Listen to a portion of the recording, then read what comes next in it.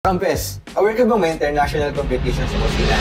American cockroach versus German cockroach. Ang American cockroach, malaki at reddish brown. Mahilig sila sa mainit at mamasa-masa na lugar tulad ng imbornal, kanal, o yung likod ng refrigerator mo na hindi mo pa rin nalilinis. At kapag ito'y lumipad, papatalog ka sa bulat. Samantalang, ang German cockroach, mas maliit pero mas kusok.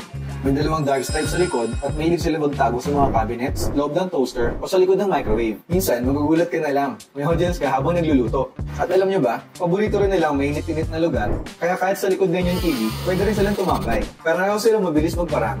Pero sa bilis, German cockroach ang panalo. Isipin mo, kaya nila maglabas ang daang-daang itlog sa isang batch lang. Kaya kung may nakita ang isa, baka may surprise party na mamaya sa kusina nyo. Hindi sa patang spray lang. Kaya huwag nang hintayin na maging mala cockroach city ang mga bahay nyo.